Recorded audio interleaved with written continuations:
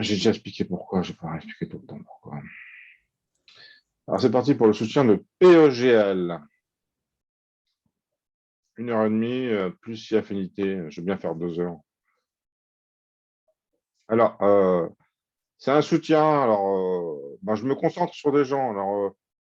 Alors j'ai vu que Jessica ne pouvait pas parler. Oui. Après, on est nombreux là, hein.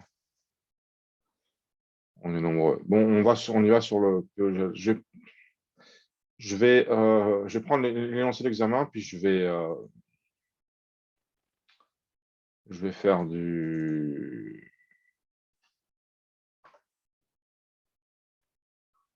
euh, un mix. Je vais faire un mix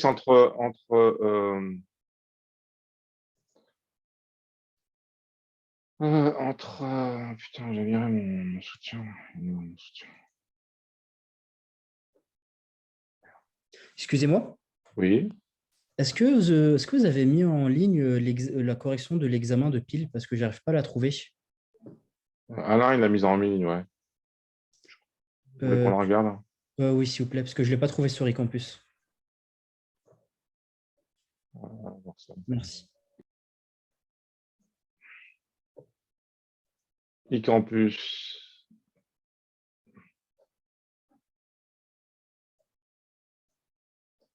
Mes cours.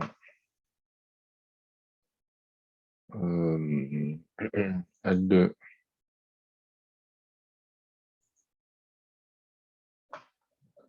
Pile.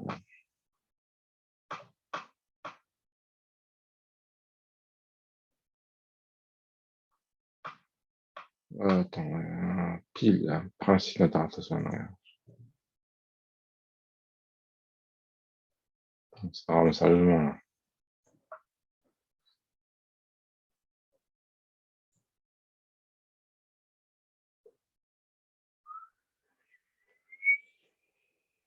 C'est un peu encombré, hein. Corrigé de l'examen. Il est là. Je vous en remercie beaucoup.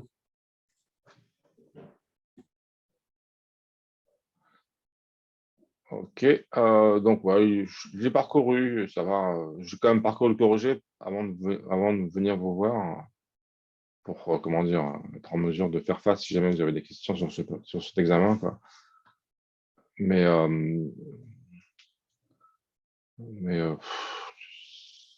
c'est, vous avez des automates finis, vous avez déterministe, d'accord. C'est pas facile déterministe parce que il faut qu'il y ait juste une transition par un qui quitte, d'accord. Donc les mots qui se terminent finissent par BA,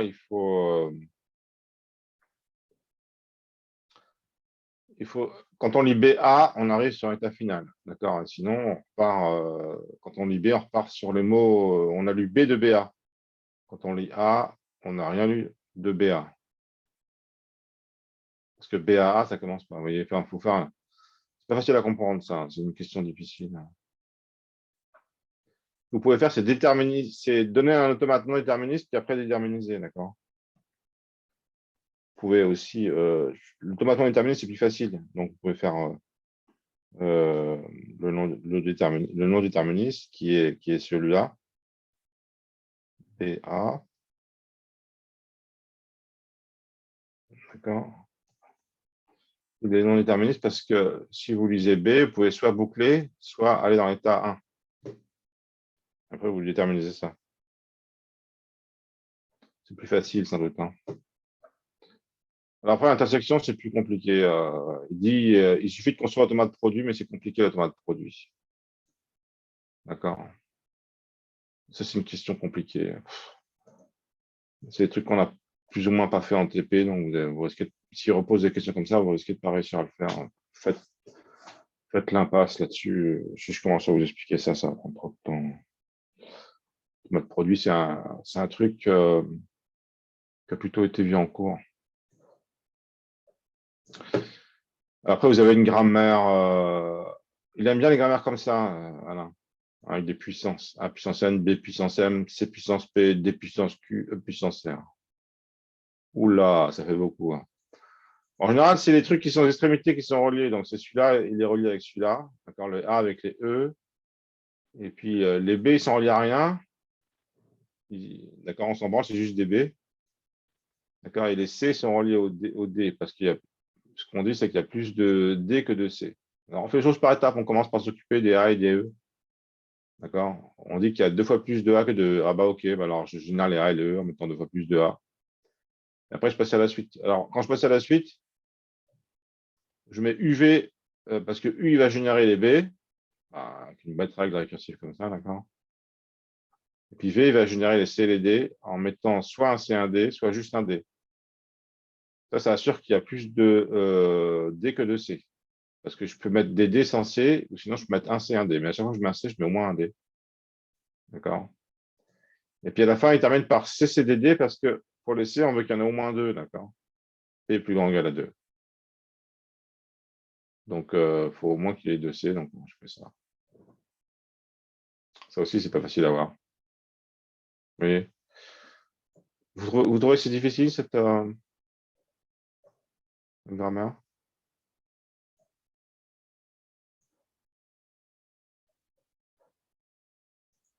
Vous trouvez cette grammaire difficile?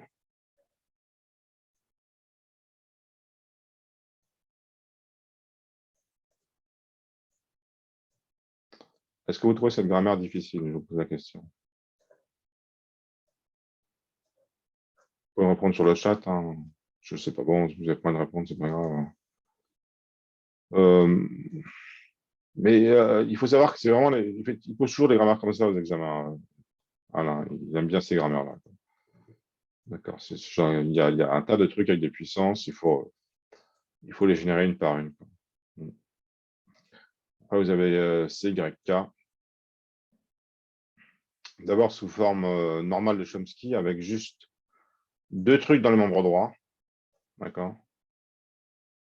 Vous appliquez CYK, on l'a déjà fait 4 fois.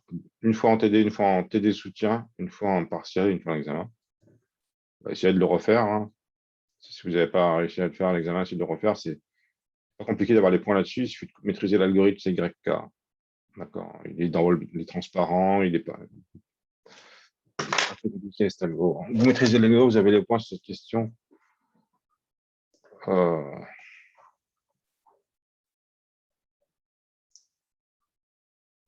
Alors après, c'est les équivalences de grammaire. Bon, bah, vous aurez à le corriger.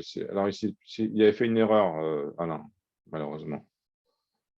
Mais en gros, le corrigé est assez clair. D'accord, on remplace, par exemple, le V. On essaie de simplifier, c'est-à-dire qu'on fait des membres droits à plusieurs symboles à partir de membres. On fait moins de règles avec des membres droits plus gros, d'accord. Donc, par exemple, on constate que le V ici, TVB, le V, il sert juste à faire AT. Il n'y a pas d'autre règle qui réécrivait. Il y a juste cette règle-là. V flèche AT. A. Et ça veut dire qu'on peut remplacer dans la règle T, T par AT.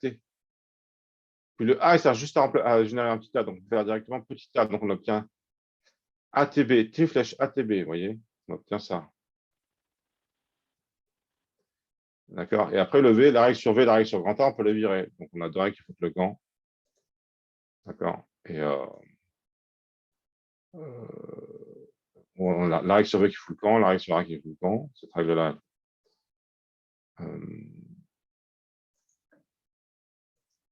Voilà, cette règle-là, merde.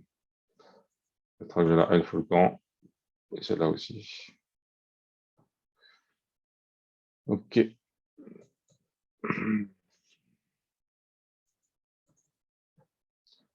Donc, après ça, vous avez ouais, après ça, vous avez construction des premiers et des suivants. On a déjà fait ça plusieurs fois. C'est un tableau avec plusieurs colonnes. À chaque fois, on rajoute des trucs. À la fin, on obtient tous les premiers et tous les suivants. Et puis la table d'analyse et l'analyse. Bon. Ah oui, mais je suis bon. OK, donc, en fait,